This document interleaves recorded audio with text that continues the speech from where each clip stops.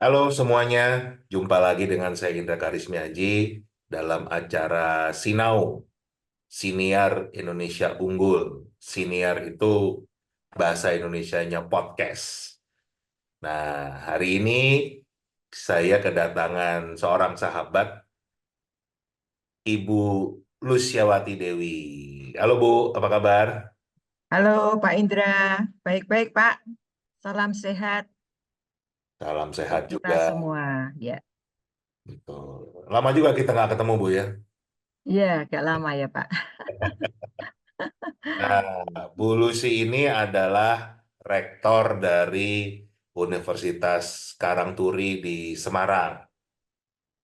Gitu. Nah, hari ini mau saya ajak ngobrol tentang tata kelola pendidikan tinggi Indonesia dari kacamata seorang praktisi, seorang rektor universitas swasta.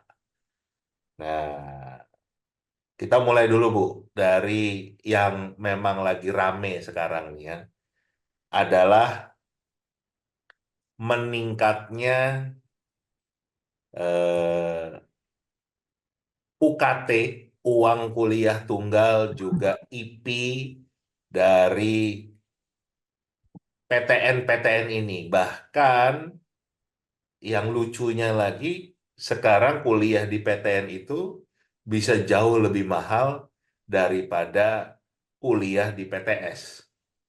Padahal yang namanya PTS itu dosennya yang gaji adalah yayasan atau kampus sendiri, ya kan, bukan bukan negara ya, bukan pemerintah Ya, ya.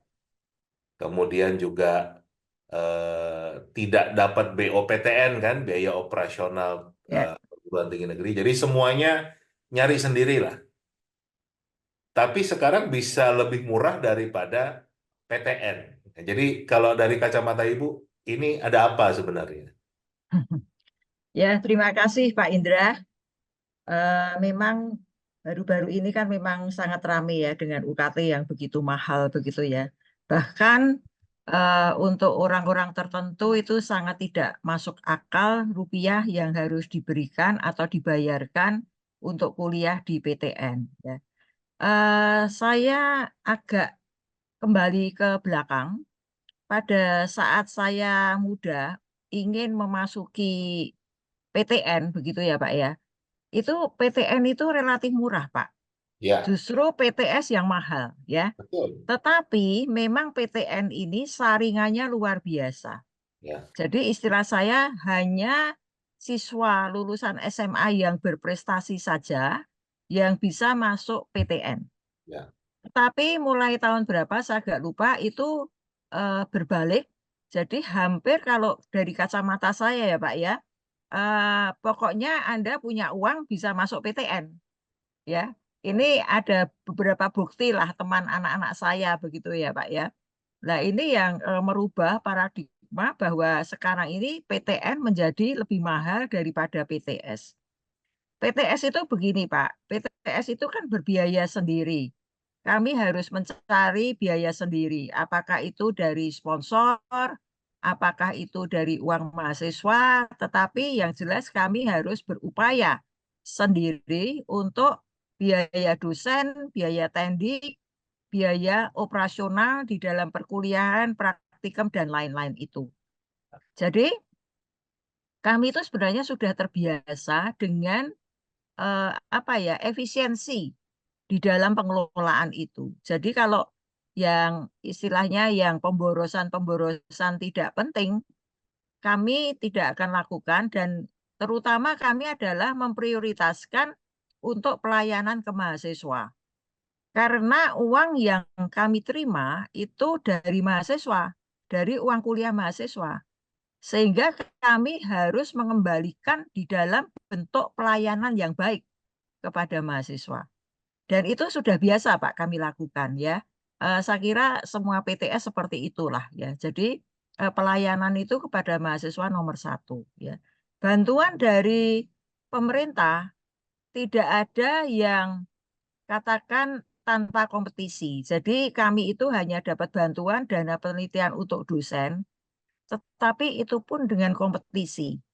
Dan sebagian besar yang menang itu biasanya PTN, Pak, yang gede-gede gitu ya.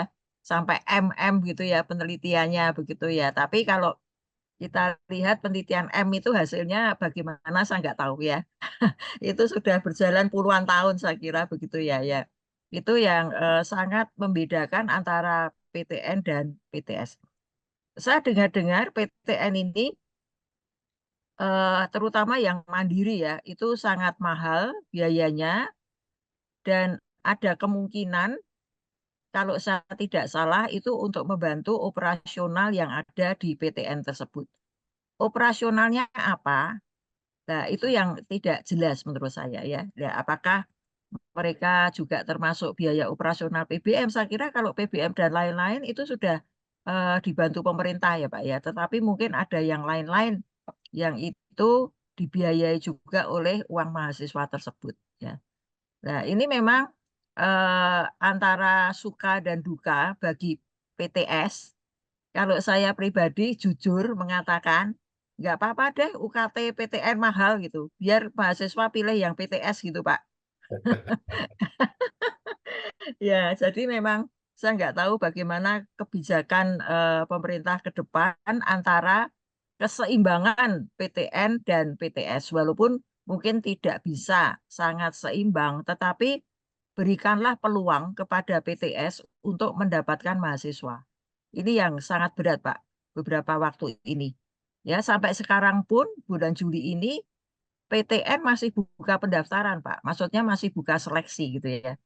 Nah, Ya, terus kami ini yang PTS ini bagaimana untuk mencari mahasiswa? Ini yang sangat berat. Saya ya, kira tidak hanya kampus saya yang baru, tetapi kampus yang lama-lama juga mulai kekurangan mahasiswa, Pak Indra. ya. Ya, Tadi pertanyaan saya ini, Bu. Kok bisa gitu loh? Kan PTN itu dosennya gajinya dari pemerintah karena mereka PNS, ya kan? ya, Kemudian masih dapat bantuan-bantuan nggak cuman penelitian, tapi kan ada bantuan operasional PTN itu. Jadi kan ya, secara beban biaya kan harusnya jauh lebih murah daripada PTS yang semuanya harus membiayai sendiri. ya. Nah, kalau Eh, apa? saya tidak tahu ya Pak Indra tentang biaya personil ya Pak ya. Apakah itu sesuai dengan SK yang dikeluarkan atau masih ada plus plus plus misalkan ya tunjangan jabatan ya. Ya, Apakah itu sesuai dengan tabel yang dikeluarkan atau ada plusnya Pak? Saya nggak tahu Pak. Ya, oke. kalau Pos itu yang kalau susah. saya hanya menduga ya, menduga aja. Semoga nggak benar dugaan saya. Jadi menurut saya tidak sesuai dengan tabel yang sudah dikeluarkan regulasinya secara pemerintah Pak. Tetapi ada nilai plusnya. Juga saya lihat apa ya mungkin biaya-biaya yang lain itu sangat berlebih ya Pak ya. Ya. Itu sedangkan kami ini kan harus berhemat, harus memikirkan betul bahwa gaji dosen juga untuk efisiensi harus berapa, bagaimana sistem penggajian. Ya. Begitu kan harus kita pikirkan betul Pak. Itu. Ya, artinya kan bisa disimpulkan bahwa tata kelola di PTN ini tidak efisien. Kalau sekarang kita mau bandingkan dengan PTS kan. Kalau dulu Bu Lucy tadi juga menyampaikan kalau PTN itu murah banget zaman dulu nih, Ya, ya zaman dulu. kan wajar gitu karena tadi Ya, semuanya disubsidi oleh pemerintah. ya, PTS itu wajar kalau biayanya lebih mahal karena nggak ada subsidi, nggak ada biaya personel dari pemerintah sama sekali. Kan sekarang yang jadi anomali, Bu, kan gitu. Itu kan ya, berarti memang ada pengelolaan yang tidak efisien, ada hal-hal yang berubah dan apalagi kalau kalau tadi Bu Lucy mengatakan sekarang itu masuk PTN yang penting duit, bukan ya, bukan meritokrasi, bukan ya, prestasi, bukan. ya, Padahal kalau kita mengacu ke Deklarasi Hak Asasi Manusia, pasal apa artikel 26 itu kan mengatakan pendidikan tinggi itu harus terbuka aksesnya berdasarkan merit kan gitu, berdasarkan meritokrasi. Jadi prestasi bukan berdasarkan uang. Nah, tapi dari situ sekarang pertanyaan saya, Bu, dengan biaya PTN yang begitu tingginya, bahkan sekarang itu sudah di atas pendapatan per kapita rakyat Indonesia. Kan pendapatan per kapita kita hanya 75 juta. Saya melihat untuk IP-nya saja banyak yang ratusan juta tuh. Itu baru IP-nya ya, belum UKT-nya. Yang UKT-nya misalnya 20 juta gitu, sudah 60% dari Ya, pendapatan per kapita. Itu kan golongan menengah, Bu. Bukan golongan miskin ya, itu golongan menengah, tuh ya, golongan ya, ya. paling tengah-tengah. Itu saja tidak mampu. Nah, dengan mahalnya biaya kuliah di Indonesia itu, apakah lulusan PTN memang lebih superior daripada PTS?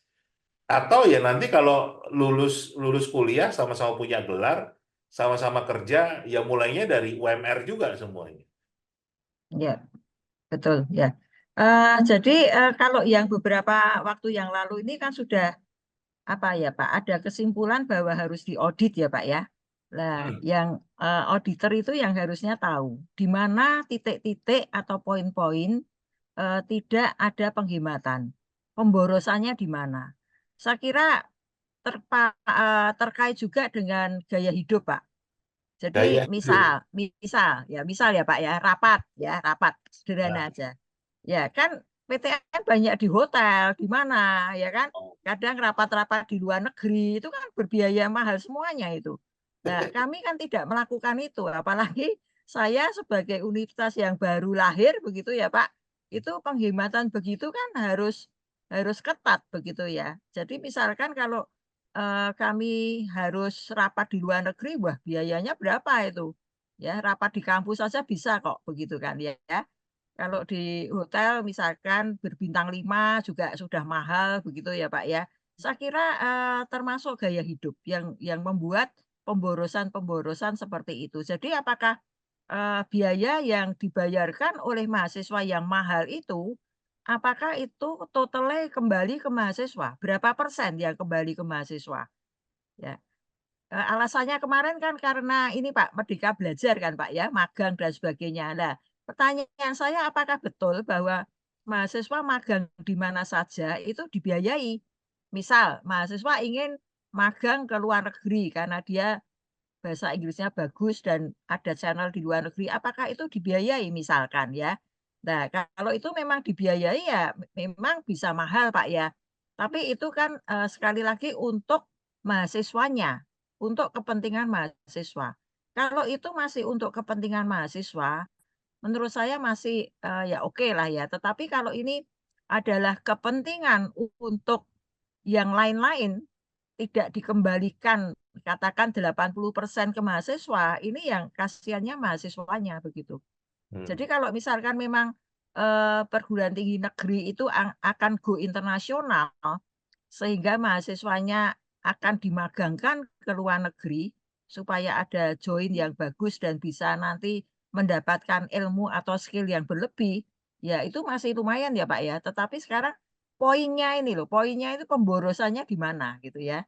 Nah ini kan harusnya digali oleh auditor yang ditugasi itu Pak ya. Nah, Jadi, harus seperti itu menurut saya. kalau kualitas lulusan tadi gimana, Bu? Apa PTS ini Kalau yang B-nya lebih murah, berani nggak ya, bersaing? kalau menurut saya kualitas ini, depend on person ya.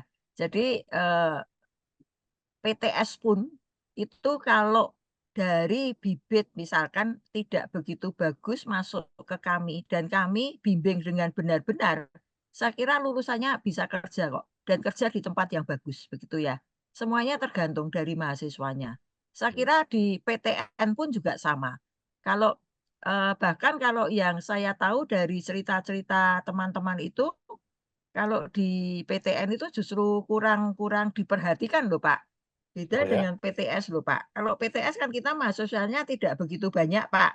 Sehingga kan, memperhatikan dosen dengan mahasiswa itu sangat kental.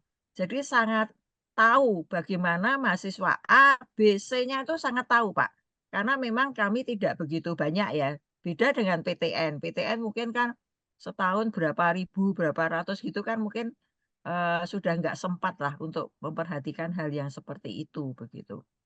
Ya, menurut saya kalau tentang lulusan itu, tergantung dari mahasiswa atau dari orangnya, Pak, ya. Ya, ada memang yang dari PTN bagus sekali ada. Itu karena semangat dari mahasiswanya untuk belajar. Tapi juga ada dari PTS, mahasiswanya yang sangat semangat dan belajar juga ada. Ya, Ketika mahasiswa saya bertanding lomba di satu PTN, itu bisa menang juga kok. Ya, bisa meraih juara satu juga tuh. Artinya bahwa kami yang PTS ini kan tidak sangat terpuruk begitu loh. Kami masih bisa bersaing secara kualitas pendidikan. oh iya kan berarti kan di situ justru letak keunggulan PTS kan tadi dengan biaya yang jauh lebih Ya, rendah, yang ringan, ya, ya, ya kan? Karena kalau kita ya, sebagai pendidikan nggak pernah bicara input, Bu, ya ya, kan? ya, Input kan ya. bisa Semua macam-macam. harus diterima, ya, ya, Kita kan bicara proses kan gitu. Bagaimana ya, proses ya, pendidikan itu dilakukan kan? Dari yang Ibu sampaikan tadi kan menunjukkan kalau PTS dengan biaya yang lebih murah pun tidak tidak kalah dengan PTN ya, yang berbiaya mahal plus masih dapat bantuan-bantuan dari pemerintah. ya, Tapi secara umum Bu Luswi melihat kualitas perguruan tinggi di Indonesia ini seperti apa sih? Kan kayaknya kita eh, menganggap kondisinya itu baik-baik saja kan gitu. Memang harus harus begini. Tapi kalau kita mau melihat dari kacamata dunia kan dari ya, ranking-ranking itu Universitas 21 tuh menempatkan kita di posisi 50 dan 50 negara untuk kualitas ya, pendidikan tinggi kita. Dari eh, ranking-ranking universitas pun kita urutannya yang dianggap paling hebat di Indonesia pun ratusan tuh dibanding ya. dibanding ini apa negara-negara lain. Pandangan Bulu sih gimana? Ya, kalau menurut saya pendidikan tinggi ya, terutama ya, yang saya berkecimpung, secara kualitas belum, Pak. Jadi kalau kita lihat bahwa ada pengalaman sedikit saya di luar negeri itu misal kurikulum ya Pak ya, itu tidak pernah berganti-ganti seperti sekarang ini Pak. Itu yang membingungkan. Jadi setiap katakan setiap ganti menteri selalu ganti kurikulum gitu ya. Sebenarnya tuh bukan itu kok. Kalau menurut saya adalah eh, apa namanya memberdayakan dan meningkatkan kualitas pendidiknya. Nah, dalam hal ini kalau perguruan tinggi kan dosen-dosennya, begitu ya. Ya, Tetapi repotnya lagi, dosen-dosennya ini hanya dituntut administrasi yang terlalu banyak, ya, portfolio gitu ya. Misalkan setiap apa namanya semester kita harus mengumpulkan BKD, itu kan istilah saya banyak administrasinya, ya. Tetapi bukan dalam kentin. Kemudian akreditasi, semuanya dalam bentuk sebagian besar administrasi. Ya, mengapa tidak disederhanakan di dalam administrasi? Tetapi kalau bagi saya kalau memang sekarang ini kita melakukan kurikulum yang berbasis outcome, mengapa yang dicek itu tidak outcome-nya, hmm, ya? Dan kualitas outcome, tidak hanya jumlah loh, Pak. Kalau hanya jumlah itu kemudian ngawur-ngawur kan. Pokoknya saya masukkan apa saja, enggak tahu kualitasnya bagaimana, pokoknya jumlahnya banyak gitu kan. Tetapi yang perlu dilihat juga kualitas. Nah, kalau menurut saya di Indonesia ini belum begitu menitik beratkan pada kualitas. Baru-baru saja ini rame, yang lulus doktor banyak sekali, yang lulus profesor banyak sekali, ya kan? Karena apa? Yang dituntut itu adalah jumlah. Apakah kita bisa mengejar dalam tahun ini berapa ratus profesor, misalkan gitu kan. ya, Nah, terus kemudian di dalam prosesnya itu saya yakin ada yang dipermudah, yakin saya, ya kan.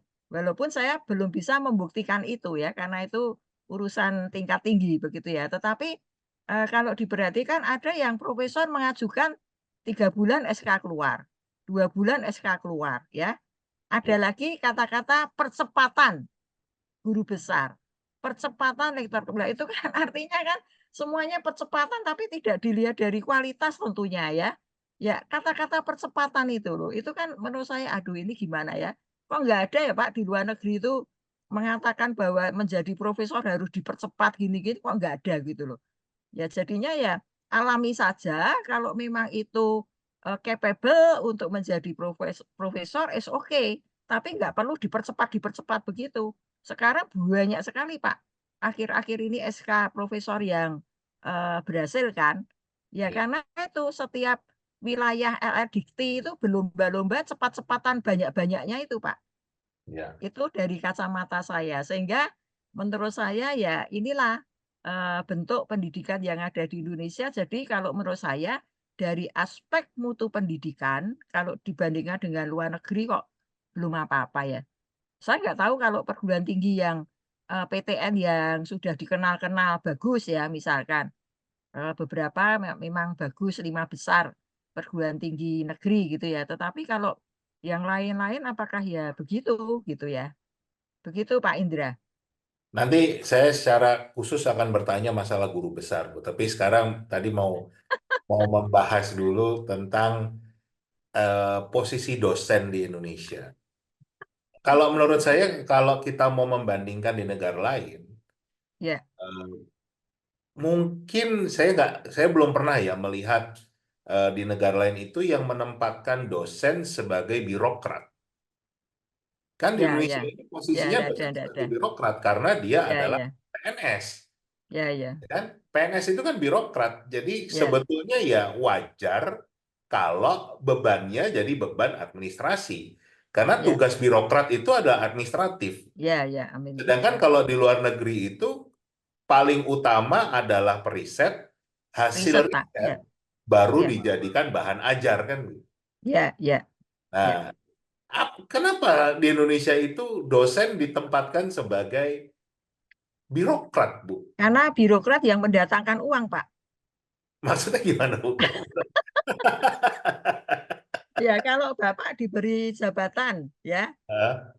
sebagai apalah di pemerintahan ini kan, tunjangannya cukup gede, Pak, ya. Tapi kalau misalkan hanya sebagai apa dan gini, Pak, saya tuh agak-agak tidak setuju bahwa para profesor kalau sudah jadi profesor, ini Hmm? kemudian dianggap pakar juga dalam manajerial.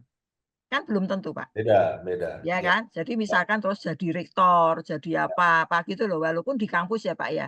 Belum ya, tentu Pak. Jadi ya memang saya bukan bukan guru besar, saya baru guru kecil gitu ya Pak ya. Tetapi kalau saya lihat tidak bisa disamakan antara pekerjaan manajerial dengan pekerjaan periset yang ada di universitas. Nah, repotnya para guru besar ini kalau sudah jadi guru besar, larinya ke pejabat-pejabat. Ini yang membuat aneh kalau di Indonesia. Kalau di luar itu yang saya tahu di Belanda itu kan kalau, eee, guru besar, profesor itu kan hanya ketua departemen, Pak. Di ya, mana rekrutmennya itu dasarnya adalah, track record di dalam publikasi ilmiahnya, ya, bukan lain-lain, Pak, gitu loh. Tapi kalau di sini, apa ya, misalkan jadi rektor di PTN begitu ya, itu kan bau politisnya luar biasa gitu ya. ya. Jadi ini yang, selama antara pendidikan dan politik tidak bisa dipisahkan, menurut saya kok nonsen untuk Indonesia akan bergerak maju di dalam dunia pendidikan. Ya, jadi kembali kalau saya mengamati apa yang terjadi di perguruan tinggi manapun nih di seluruh dunia di luar Indonesia, itu Ya, posisi eh, orang yang mau menjadi bagian dari universitas itu datang itu nggak cuma bawa CV mau ngelamar jadi dosen gitu, ya, tapi ya, betul. datang itu membawa proposal riset, Ya, ya kan? Sekaligus membawa pendana risetnya siapa. ya, ya, Kan betul. gitu. Jadi sudah Ya, paket lengkap nih kan gitu. Jadi ya, dia, ya, dia mau menjadi bagian kampus itu mau kampus negeri, mau kampus swasta, ya, swasta itu ya, ya, modelnya kan seperti itu, sama, sama, ya, kan? Sehingga mereka memang tidak tidak menempatkan diri sebagai birokrat. Mereka ya, menempatkan diri ya logikanya kan gini, Bu, yang namanya periset itu adalah orang yang berinovasi. Orang ya. yang berinovasi itu kan nggak bisa menjadi apa pesuruh. Orang yang mendapatkan perintah dari atas ke bawah. Kalau Ya, enggak bisa, birokrat ya. kan begitu, harus tunduk Ya, ya. Ya, perintah tunduk ya. atasan ke bawah Perintah. kan begitu. ini adalah orang yang berinovasi yang nggak bisa diintervensi macam-macam. Oh, namanya dia Ya, melakukan riset, dia melakukan penelitian, dia bertanggung jawabnya ya terhadap pendana itu kan. Dan riset pun bisa gagal. Jadi ya, pendana pun ya, juga punya punya sudah tahu dia mendanai riset ini, kemungkinan untuk gagal justru lebih besar daripada untuk berhasil.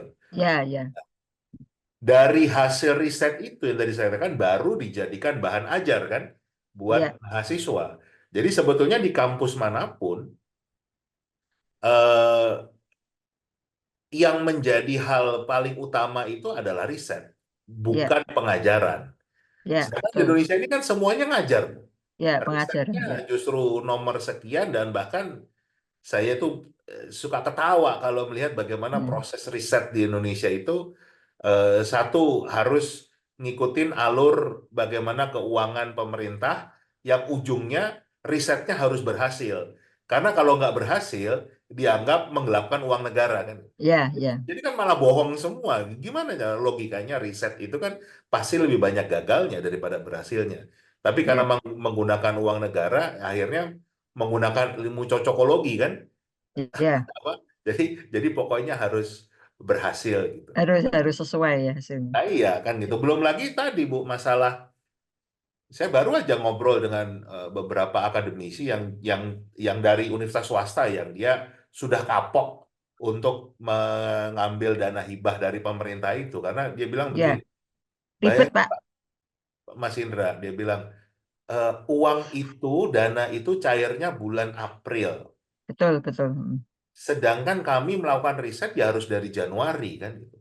Tapi kami nggak boleh untuk membuat menarik itu ke belakang karena dananya jadi kita malah jadi harus membuat sesuatu yang merekayasa keuangan ini jadi kita malah diajarkan untuk eh, berbohong kita diajarkan untuk membuat dokumen-dokumen palsu karena ngikutin alur yang seperti ini kan jadi sebagai seorang akademisi yang seorang pendidik itu jadi konflik batin kan gitu nah ini yang menurut beliau-beliau ini kapok saya malah ngambil Ya, ngambil dana dari kalau ya. dari Saya pun juga malas Pak, karena bukan hanya itu Pak, tetapi bentuk laporannya itu ribet sekali ya gitu ya.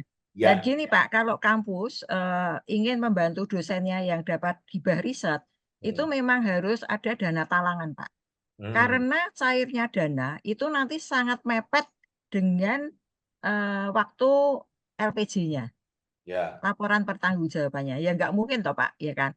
Jadi misalkan apa namanya cairnya dana bulan apa namanya bulan apa ini belum cair ini bulan Juli kan ya. Misalkan nanti Agustus cair misalkan.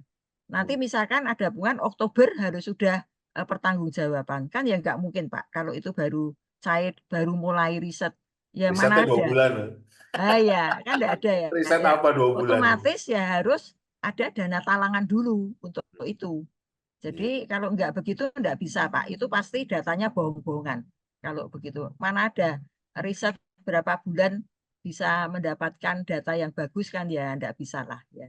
iyalah Dan untuk juga pengumpulan data saja 2 bulan itu bisa nggak iya cukup baik sosial maupun eksakta kan sama ya butuh waktu ya dalam untuk analisis data dan sebagainya kan itu kan. ya Jadi hal-hal yang begini ini saya nggak tahu tidak pernah dipikirkan dari pihak yang berwenang tentang time time schedule-nya itu loh, Pak. Kapan dana harus cair, berapa waktu analisis, penelitiannya, kemudian berapa waktu ini tidak pernah dipikirkan. Jadinya selalu mepet-mepet begitu, saya nggak tahu kenapa gitu ya. Itu selalu seperti itu ya. Jadinya sekarang itu banyak juga dosen-dosen yang kemudian malas untuk mengajukan dana riset ke pemerintah juga ya. Belum nanti pertanggungjawabannya itu formatnya jelimet sekali gitu ya. Jadinya cukup memakan waktu juga begitu. Karena apa? Yang dititik beratkan itu bukan masalah output hasil riset, tetapi adalah output dalam bentuk laporan, ya kan? Ini yang mereka selalu titik beratkan itu.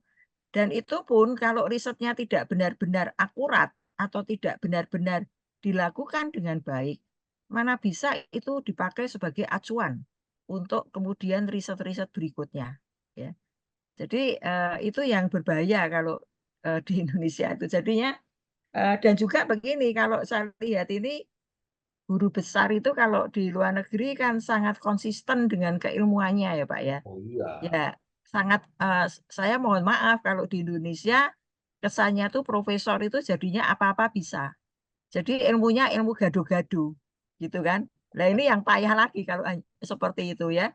Jadi sangat susah untuk menjudgment bahwa Profesor X itu keahliannya di bidang apa. Buktinya apa. Susah Pak. ya, Ya ya, kalau ada satu dua lah Pak. Tidak tidak semua profesor seperti itu ya. ya. Terutama Ah, saya yang saya tahu itu profesor-profesor ini ya hanya sekedar kejar profesor, kejar tunjangan guru besarnya supaya lebih enak kehidupannya, tetapi di dalam sisi keilmuannya ini yang tidak diperhatikan. ya, Yaitu seperti kutu loncat, sebentar meneliti ini pokoknya ada dana, sebentar meneliti yang lain pokoknya ada dana. Seperti itu, Pak. Itu yang tidak pernah ada tindakan dari tidak tahu dari UNTAS atau dari apa ya, dari lembaga risetnya begitu ya. Ya. ya Kalau saya harusnya nggak mau, tanggung Pak, jawab karena itu kami ya. baru kan, Pak, kampus baru kan, Ya. sehingga masing-masing dosen itu harus membuat roadmap penelitiannya, mau kemana. Ya. Ya, apa dan jadi tadi kan nyambung tuh kenapa kita menjadi birokrat. Itu kan yang diurusin tadi untuk penelitian pun akhirnya sibuk urusan laporannya kan. Jadi Ya, fokusnya bukan ke risetnya nih, tapi ya, fokusnya ke laporannya dan ya, betul. akhirnya tadi kan bagaimana supaya laporannya kelihatan baik, ya kan diterima, tidak tidak menggelapkan uang, tidak dalam Hmm. tanda kutip seakan-akan korupsi, tapi akhirnya pakai ilmu cocokologi kan, hasil Ya, risetnya nggak jelas, gitu. ya, Nggak difikirkan, tapi administrasi yang difikirkan. Nah itu confirm ya seperti itu ya, Ibu juga ya. melihat seperti itu. Nah tadi sepakat Bu masalah pimpinan perguruan tinggi. Pengalaman saya juga kuliah di luar negeri itu yang namanya rektor, President of University itu bukan malah jabatan yang eh, diberikan walaupun tidak tidak tertutup ya sebagai jabatan kayak karir dari para dosen, para peneliti di kampus. Bahkan itu banyaknya ngambil dari luar eh, karena yang dilihat adalah ilmu manajemennya bukan eh, keilmuan dari Kemudian bidang ya, yang bidang. ya di Betul. bidang yang ada di kampus itu. Jadi Ya, ini yang sebetulnya posisi birokrat, ya kan? Ini yang sebetulnya posisi manajerial. Sedangkan yang berada di kampusnya itu para dosennya, para penelitinya, itu yang ya, bukan birokrat. Nah, butuh birokrat untuk mengurus administrasi kan? Makanya, nah tapi kan di Indonesia justru tadi yang Ibu sampaikan terbalik, jadi berbalik gitu, menjadi berbalik. Ya, seolah-olah rektor itu adalah jenjang karir ya, daripada para dosen, para bahkan akhirnya kalau udah profesor seakan-akan sudah layaklah ya, menjadi pasti. rektor. Ya, Padahal kan belum tentu karena ilmu manajemennya bisa jadi nol, tapi ya, dia punya ilmu yang khusus di bidang biologi, bidang ya, kimia, beda. bidang apa kan gitu. Jadi ini yang mungkin salah satunya membuat kacau dunia pendidikan Indonesia karena juga menempatkan mana yang harusnya birokrat, mana yang bukan Ya, ya. itu kebolak-balik kan gitu. Ya, karena menurut saya tidak ada pemetaan, Pak, dari SDM yang ada. Jadi, mana SDM yang ini pantas sebagai leader, dalam hal ini leader di kampus misalkan, yang mengetahui tentang manajemen yang ada di university seperti apa, dan mana yang ini memang sebagai ilmuwan, begitu. Itu Hmm, yang kan tidak ada, Pak, pemetaan seperti itu. Jadi ya, dianggap kalau sudah profesor itu tahu segala-galanya, manajemennya tahu, ilmunya tahu, marketingnya tahu, apanya tahu, begitu kan Pak? iya, Itu yang kalau saya tangkap seperti ini di Indonesia, sehingga itu yang membuat gimana ya. Tetapi kalau PTS yang modern-modern tidak seperti itu ya kalau saya lihat ya. Itu sudah menggunakan rektornya juga bukan profesor, tetapi dia ada pengalaman di dalam leadership dan sebagainya begitu. Itu yang terjadi di PTS. Tapi Hmm, kalau PTN kan hampir semuanya profesor kan, rektor itu, gitu. iya, iya. Ya. Dan di PTN harus ada ordalnya juga tuh, Bu. Bukan cuma karena karena Eh, karena kalau nggak sesuai dengan keinginan pemerintah langsung dicopot tuh kan. Oh iya, ya itu cocokologi lagi itu untuk jadi rektor PTN tidak mudah. Iya. Oke Bu, terakhir nih kita mau Ya, bahas juga yang lagi rame juga ini munculnya guru-guru besar yang tadi Ibu juga sempat singgung yang tidak jelas sebetulnya keilmuannya apa, bahkan tidak bekerja di kampus tapi tiba-tiba mencari dan memiliki gelar guru besar. Itu investigasinya Tempo ya, dan mayoritas itu mereka guru adalah besar polisi. honoris causa ya. Bahkan kita sekarang punya guru besar HC kan gitu. Ya, Tanggapan Ibu gimana nih Bu sebagai seorang praktisi? Eh, saya pernah tanya kepada seseorang pejabat begitu. Eh, saya itu bertanya, apakah Bapak X ini kok tiba-tiba bisa menjadi guru besar ya? Gitu. Ada kasus begitu loh. Hmm, Padahal teman-teman yang lain itu mengatakan bahwa beberapa publikasinya itu menjiplak dari teman yang lain gitu ya. ya, Nah, apakah itu benar gitu kan? Kemudian dijawab, "Loh, Bu, itu kan sudah melalui tahapan reviewer, Pak. ya, Reviewer jurnal dan sebagainya." Nah, itu yang saya nggak tahu ya, kok ya bisa ya gitu ya. ya, Mengapa itu bisa lolos begitu ya? Tetapi itu faktanya memang lolos begitu loh, Pak. Jadinya saya tidak tahu persis bagaimana mekanisme yang sejujurnya, karena kalau ditengok dari regulasi yang sudah tertulis di dalam syarat-syarat guru besar kan itu jelas, Pak, ya. Jadi jurnal semuanya sudah direview oleh para ahlinya, begitulah. Nggak tahu bagaimana itu seperti itu kemudian, beberapa banyak yang lolos juga begitu ya, Pak, ya, dan akhirnya dia menjadi guru besar. Lah, memang, mekanisme untuk ke guru besar itu seharusnya Indonesia menilik kembali apakah hal itu benar, ya. Jadi kalau di luar itu setahu saya yang dipentingkan itu kan memang, bidang riset yang konsisten dan bidang publikasi yang konsisten ya, Pak. ya. Sehingga nantinya disebutkan sebagai guru besar ilmu apa begitu, itu jelas. Sepak terjangnya orang ini jelas di bidang itu, begitu loh. Tapi kalau sekarang kalau itu, kemudian yang diangkat menjadi guru besar dan tidak jelas apa yang diriset dan apa bidangnya, itu kan jadi kacau juga begitu ya. Hmm, Jadinya kalau di Indonesia tuh kan karena guru besar itu sebagai jabatan fungsional akademik, Pak. ya. Jadinya, apa namanya, setelah rektor kepala, dia mengumpulkan sekian poin, kemudian dengan syarat-syarat publikasi itu bisalah menjadi guru besar, kan begitu. Tetapi tidak ada penilaian lain-lainnya gitu loh, misalkan tentang kesesuaian ilmunya, kemudian etika apa kayak gitu ya. Atau bahkan ada yang, sukanya plagiasi juga tetap diloloskan ya gitu tuh. Jadinya susah lah gimana ya, mau bicara apa gitu loh. Faktanya memang seperti itu, apalagi kalau seorang birokrat diberikan profesor honoris causa. Lah ini menurut saya kok ya, kacau lagi ya. Padahal kan profesor di Indonesia itu jelas yaitu jabatan fungsional akademik. Kalau dia tidak menjadi dosen, dia kan tidak bisa mendapatkan jabatan fungsional akademik tersebut, begitu, ya. Itu yang menurut saya jumbo itu. Yang saya agak aneh itu dengan maraknya gelar-gelar profesor ini juga termasuk kan gelar-gelar doktor, gelar-gelar yang Ya, macam-macam itu yang diobral ya. itu eh, tergantung dari wanitironya bayar berapanya Iya, memang, ya, bukan dari keilmuannya. ya. Kok jadi saya berpikirnya ini kayak mungkin kayak zaman dulu orang pengen punya gelar Raden, punya gelar jadi, jadi kayak Nah, ya itu, betul. Aduh. Kanjeng Tumenggung apa gitu. Jadi kayak Ya, ya, masih berpikirannya primordial nih Bu.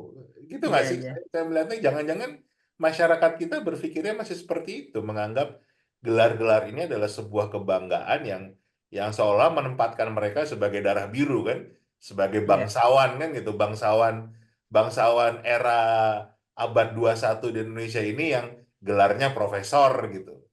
Gitu ya. nggak sih, Bu? Ya, ini yang memang perlu diluruskan itu profesor itu siapa sih? Profesor itu untuk apa sih? Itu yang menjadi lama-lama tidak jelas memang. Itu. Ya, Jadinya ya istilahnya kemarin itu yang siapa ya Rektor UII ya Pak ya bagus sekali itu ya, dia tidak mau menggunakan gelar itu. Ya ya, itu saya salut itu berani seperti itu ya. Karena biasanya kalau sudah profesor itu manggilnya aja kan kita harus prof kan. Kalau ya, tidak dipanggil prof itu tampaknya bagaimana gitu kan Pak. Itu ya, rektornya UII luar biasa itu ya.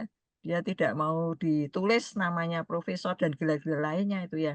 Ya mungkin sebagai bentuk protes karena maraknya banyaknya profesor yang ada begitu ya. ya Ya kita memang harus apresiasi. diluruskan Pak Indra. Betul, betul, betul. Iya, Sepakat. Kita apresiasi apa yang dilakukan oleh Rektor UI ya, yang juga iya, iya, iya, ketua API kan, Asosiasi iya, Profesor. iya, bersikap gitu loh Pak. Ya, Iya, jadi pengalaman saya kuliah S1 dulu, Bu, itu hmm. saya nggak pernah dapat dosen yang profesor loh.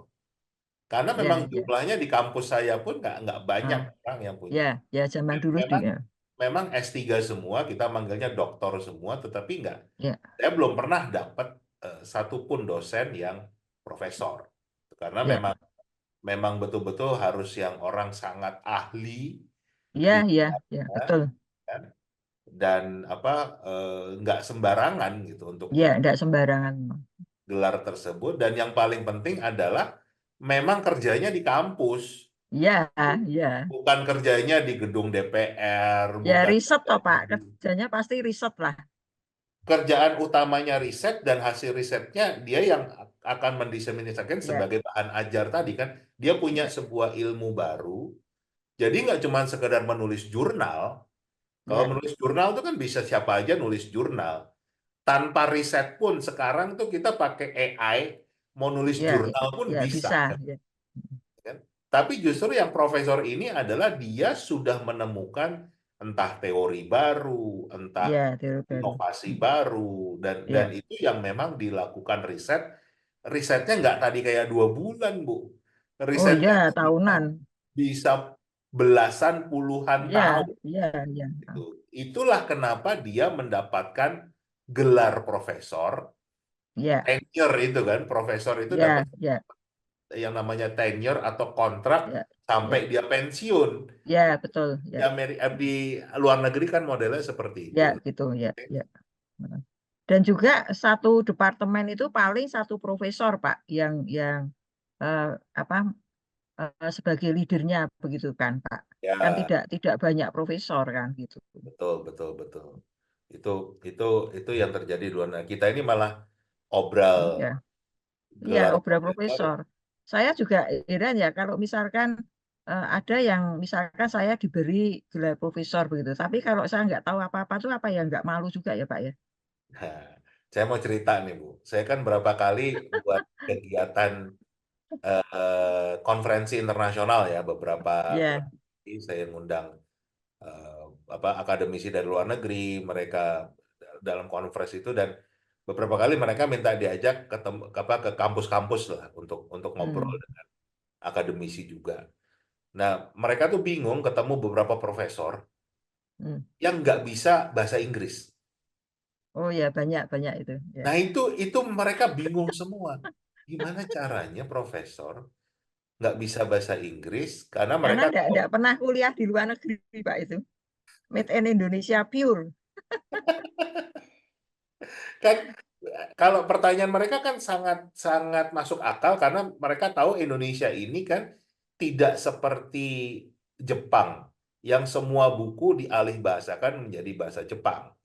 Ya, ya, Artinya kan untuk belajar, untuk mengembangkan ilmu pun mereka harus mengkonsumsi buku-buku berbahasa Inggris kan minimal. ya, ya, ya pasti. Nah sekarang kalau merekanya sendiri nggak bisa bahasa Inggris, kan pertanyaan ilmunya tuh belajar dari mana?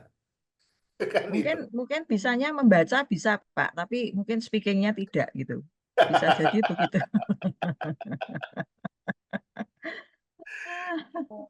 Nah, itulah kadang-kadang Ya kita itulah. kita Ya, menjawab pertanyaan yang seperti itu dari orang-orang asing pun kita ya antara geli antara malu kan gitu loh. Tapi ya iya, faktanya begitulah kan. Dengan bangganya menunjukkan diri punya gelar profesor, tapi secara keilmuan jauh sekali dari jauh jauh. dari apa gelar yang dimiliki gitu. Mm. Ya, ya Oke, Bu itulah. Lucy, terima kasih sekali atas Ya, terima waktunya. kasih juga Pak Indra. Ya, Mudah-mudahan nggak kapok kalau saya undang lagi, masih banyak hal nih yang kita bisa ya, ya, obrolkan enggak. untuk tentunya Ya, kita kita bukan mau menjelek-jelekan bangsa sendiri, negara sendiri, iya, tapi iya. kita ingin Ya, ini kan memberi, hanya mengkritisi aja lah. kita Semoga mencoba dari banyak yang mendengarkan. ya. Oke Bu, terima kasih. Ya, Sampai terima kasih Pak Indra. Ya, salam sukses sehat selalu. selalu. Ya. Ya, bagi.